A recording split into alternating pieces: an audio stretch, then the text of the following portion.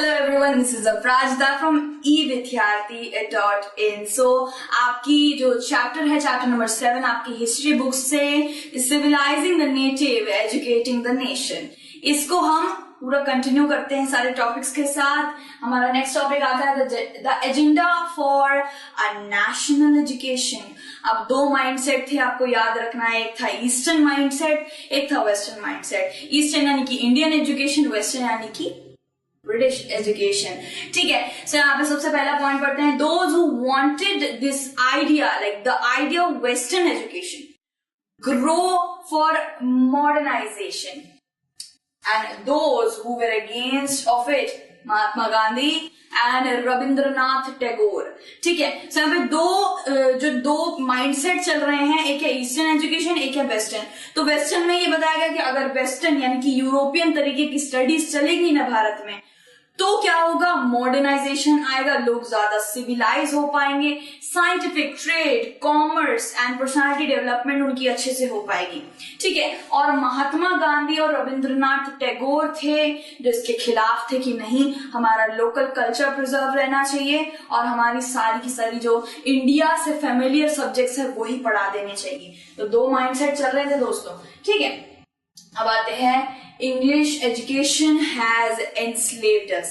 इसका मतलब क्या हुआ कि हमें जो इंग्लिश एजुकेशन है ना हमारी, उसने हमें बंदी बना दिया है, उसने हमें एनस्लेव कर दिया है. ठीक है, बाध्य कर दिया है. ठीक है, सो फर्स्ट पॉइंट पढ़ेंगे, the western civilisation is poisoning अस.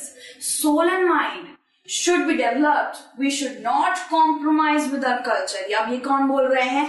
ये बोल रहे हैं हमारे महात्मा गांधी जी बोल रहे हैं. ये इसके खिलाफ खड़े हुए थे कि हमारा लोकल कल्चर, हमारा जो कल्चर है उसको प्रिजर्व रखना चाहिए. किसी और British language, British subject, European subject को नहीं आने देंगे भाई हम. ठीक है, और क्या बोला था कि सोल एंड माइंड का लिटरेट ज्यादा होना जरूरी है, ना ही नॉलेज आनी जरूरी है.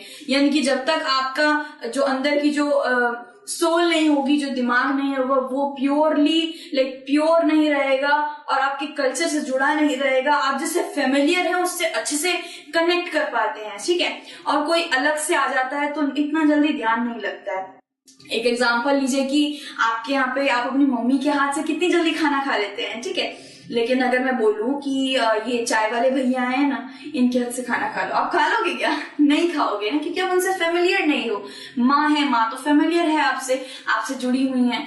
तो सब्जेक्ट्स जो है ना, जैसे हिंदू, संस्कृत, जो इस्लामिक सब्जेक्ट्स थे और बहुत अलग अलग सब्जेक्ट्स थे उस वक्त, भूगोल, गणित, इन सब चीजों से हम लोग ज्यादा कनेक्टेड थे. लेकिन यूरोपियन स्टडीज से नहीं थे कनेक्टेड. इसके खिलाफ थे हमारे Mahatma Gandhi ji. Student stopped going to college in the order of Mahatma Gandhi. Live in practical knowledge is must. अब प्रैक्टिकल नॉलेज, जब इंसान बुक से हटके अपने बाहर के वातावरण में झांकता है ना, तो ही उसे मेन नॉलेज आती है. ठीक है, तो सिर्फ टेक्स्ट बुक नॉलेज जरूरी नहीं होती है.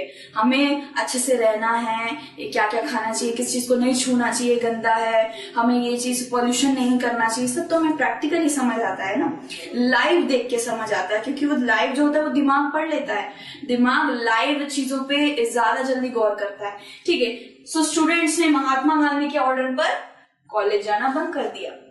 अब यहाँ पे देखिए कितना खूबसूरत आप देख रहे हैं. हमारा ये जो है मुस्लिम है, हिंदू है, भाई भाई, भरतनाट्यम है, पंजाबी का भांगड़ा है भाई.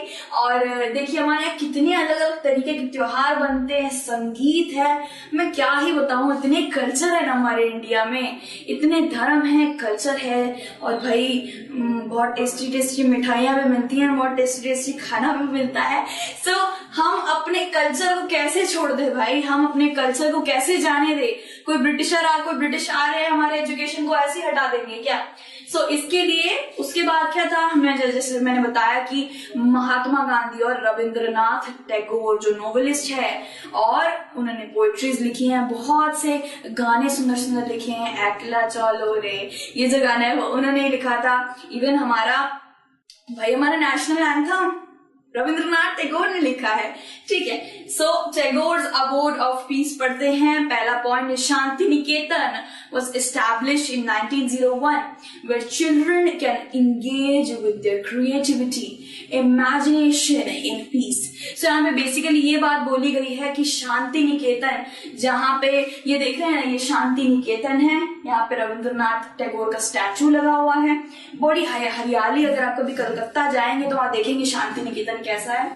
1901 में एस्टैब्लिश हुआ था, जहां एक्चुअली रविंद्रनाथ टैगोर को ना स्कूल जाना नहीं पसंद था। जब उनको कोई टीचर पढ़ा रहा होता था तब उनका ध्यान कहीं और ही चला जाता था। तो उसके बाद जब वो बड़े हुए, उन्होंने ये सोचा कि भाई हमारे जो बच्चे हैं वो कितने इनोसेंट बच्चे हैं, खूबसूरत से बच्चे हैं, उनको इतना ज्यादा प्रैक्टिकल, इतना सीरियस पढ़ाई क्यों दी जा रही है। उनको मस्ती, खेल कूद, ऐसे तरीके से पढ़ाई कराई जाए जो उनको बहुत जल्दी ग्रास्प करे वो लोग, यानी कि उससे जल्दी से फेमिलियर हो जाए। तो नेचर में बैठ के पढ़ाना चाहिए और हंसी मजाक करना चाहिए, और बहुत खेल कूद में भी पढ़ाई होती है भाई, और बहुत जल्दी बच्चे ग्रैब करते हैं ना। सो उन्होंने ये बोला कि बच्चे का क्रिएटिविटी अंदर से बाहर आना चाहिए, टीचर्स को समझना चाहिए बच्चे को, इसलिए शांति निकेतन को बनाया गया, जो कोलकाता के भीड़ भड़के वाले शहर से कहीं दूर बनाया गया था। Debate still continue after independence on western and eastern learning. और अभी भी भाई इंडिपेंडेंस जब हमें मिल गया ना, स्वतंत्रता मिलने के बाद भी भाई ये चलता आ रहा है कि ईस्टर्न अच्छा है कि वेस्टर्न अच्छा है, ठीक है।